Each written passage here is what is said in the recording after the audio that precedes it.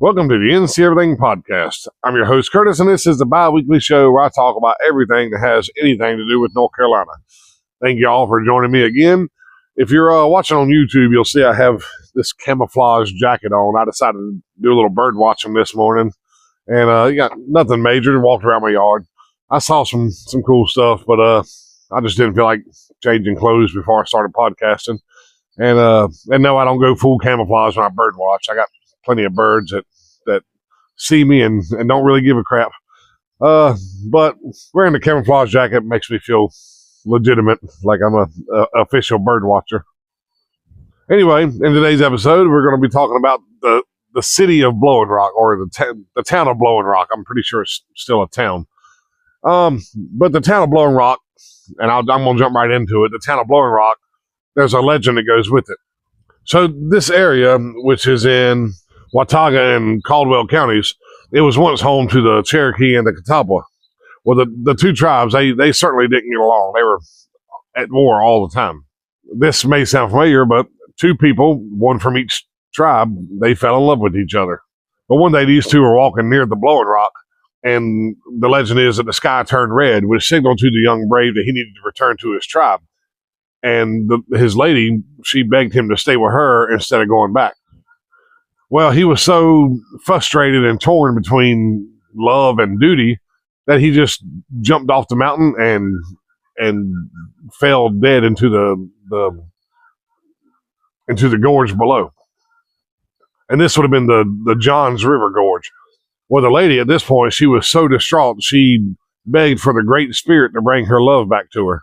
And so winds picked up from the Johns River Gorge and blew her love back up to her. And legend has it, that's why they call it Blowing Rock. Now, I don't know if that story's true or partially true. It's a good story. It's a good legend. Everybody loves a good legend. But whether it's true or not, the actual Blowing Rock is real. And I think I have the address to the Blowing Rock toward the end of my notes here. But I wanted to tell you about the town of Blowing Rock. And again, the town of Blowing Rock is located in Watauga and Caldwell County. Watauga and Caldwell counties, and this is south of Boone. I didn't get the mileage, but it's almost straight south of Boone. So the history of Blowing Rock starts in 1752. This is when the first known non-Native American visitors came to the area. It was Bishop August Gottlieb Springenberg and his party, and these guys were Moravians. Now the thing was, they really weren't out for adventure or looking to settle somewhere on the frontier. They were essentially bribed to come here. So remember, before North Carolina became a state, all the territory was owned by essentially the king's men. It was, I think 15, I can't remember now, but it was different lords and people of the king's court who owned all of North Carolina. So the Earl of Granville tells the Moravians that if they come to this area and start settling, he'll give them 100,000 acres. And that, even today, 100,000 acres, that's a hard offer to pass. So, of course, they packed up and headed for the hills. Well, as soon as they showed up, they got hit with a heavy snowfall and the powerful mountain winds. So, right away, it wasn't looking too good. It didn't seem like a paradise that was probably sold to them. And so it wasn't long before they packed up and left the hills, never to return. They really didn't even stay long enough to become settlers. They moved back east and started a settlement called Salem. And today, that place is called Winston-Salem. Actually, I'm pretty sure I did an episode on Salem. I didn't make a note of that. But I'll check it. I encourage you to also look and see if I did an episode on Salem or Winston. I'm almost certain I did. Now, the first actual settlers to the Blowing Rock area was the Green family. They settled on a site that would eventually become the Green Park Hotel. And that's really all I can find on this Green family.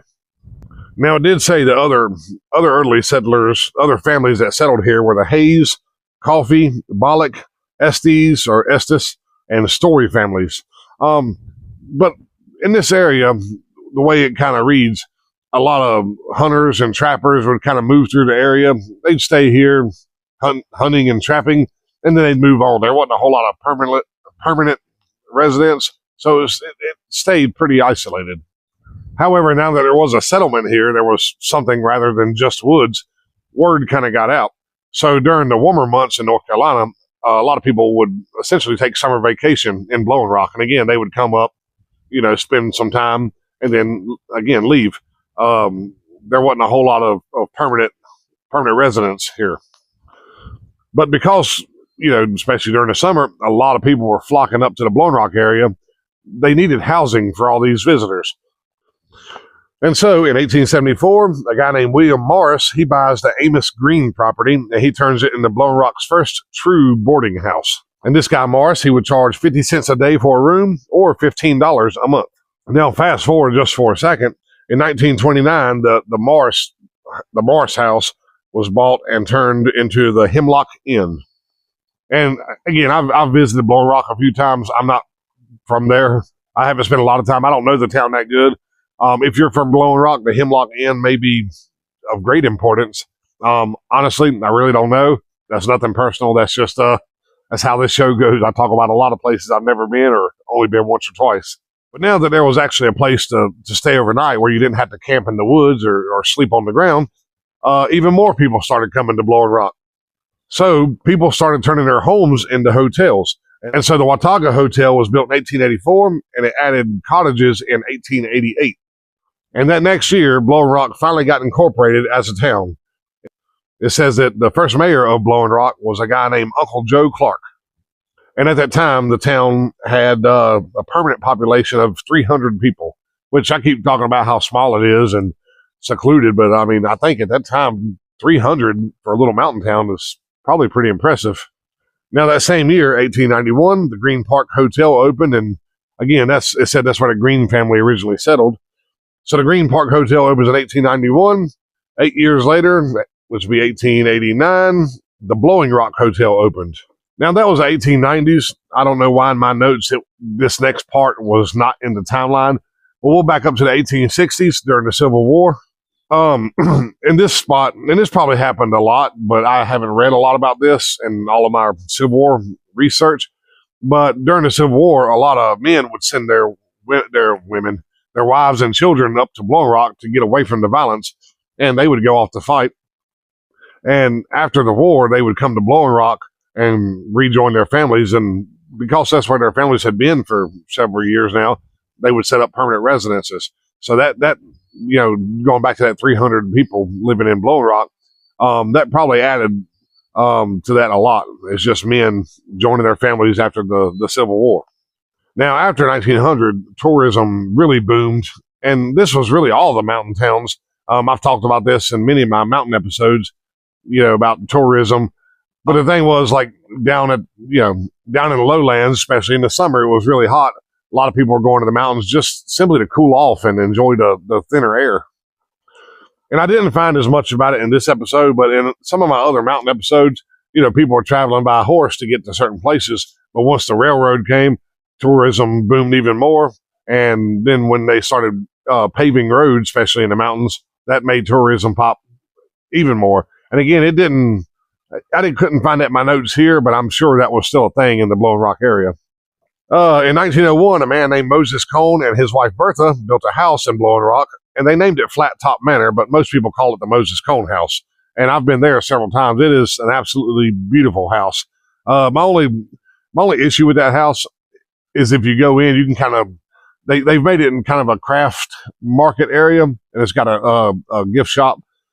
But you can go in and see some of the most incredible crafts I've seen in a long time, and you can go to the gift shop. Again, I collect magnets, so I buy a magnet every time I go there. But if you go to the back of the part of the house that you can tour, you'll see a blueprint of the house. And if you look at that blueprint, there's a lot of the house that's not open to the public. And I hate that because I'm used to reading blueprints. That's kind of my job. Looking at the blueprint of the house is magnificent, and I wish they would let people see more of it. But if you hadn't ever seen the Moses Cone House or Flat Top Manor, I would definitely recommend that. It's just off the Parkway. I mean, you can get to it from the Blue Ridge Parkway. And if you hadn't ever seen it, but you have seen the movie Green Mile, then you've seen it. In the movie Green Mile, the Moses Cone House is used as the warden's house. So that's where they take John Coffey to visit with the warden's wife. In 1922, a guy named Walter Alexander was advertising the clean air and healthy environment of Blowing Rock, and he opens up the Grand Hotel, or I don't know if it's the same thing. It says Grand Hotel Mayview Manor in 1922. So again, if you're familiar with the Mayview Manor, I didn't look up a picture of that.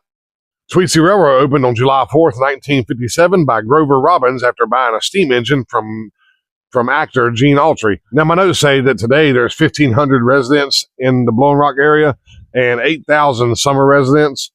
Also, my notes, it said the 2023 population was 1,353. So between 1,300 and 1,500 full-time residents and 8,000 summer residents. Now, before I wrap the show up, I want to tell you, Blowing Rock, it's a money town. And I'm not just dogging Blowing Rock, but it feels like one of those rich ski resort towns like out west.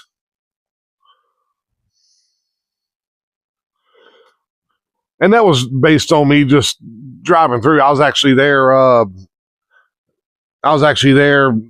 this past fall.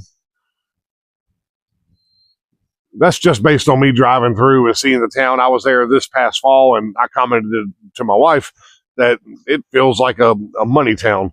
Just some of the houses there are humongous.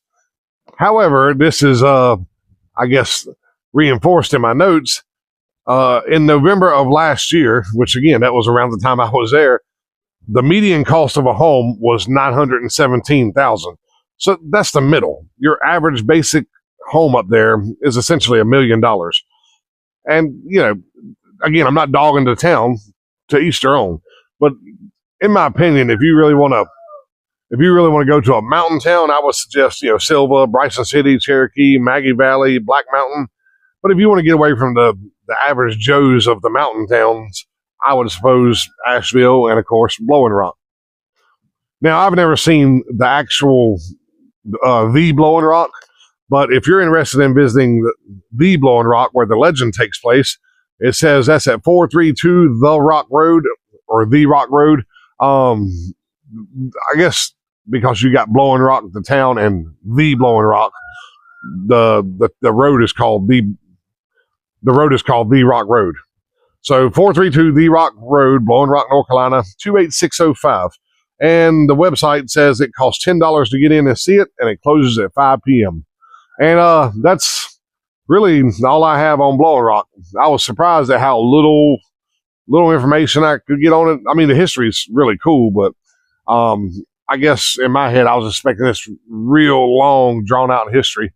But it makes for a quick episode. And even though I talk about Blowing Rock being a money town, you don't have to live there. It is really cool visiting Blowing Rock, especially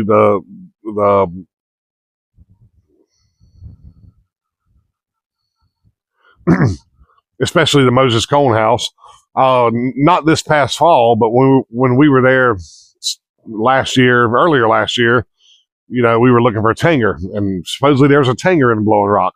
Well, it used to be. Now it's the shops at Blowing Rock. It's not Tanger anymore. Tanger pulled out, but again, we were there. Anyway, we were there, and I bought a few more. Anyway, we were there, and I bought a few new outfits for work. But my point is, Blowing Rock is really cool to visit. Don't let the rich money town thing scare you away. And that's all I got. I hope you enjoyed the show. If you did, check out the Facebook group. Where hopefully you can find more of the NC Everything. I try to post there whenever I can, although I've said past few episodes I've kind of pulled back from Facebook. Today, actually the day I'm recording this, is the first day of the TikTok ban, and I'm a little annoyed about that, not to get political, but that changes, again, how I kind of see Facebook. I have feelings about that. But anyway, join the group if you want more and see everything. If you want to listen and you're tired of watching, I can be found on most podcast players. And if you want to put a face to the voice,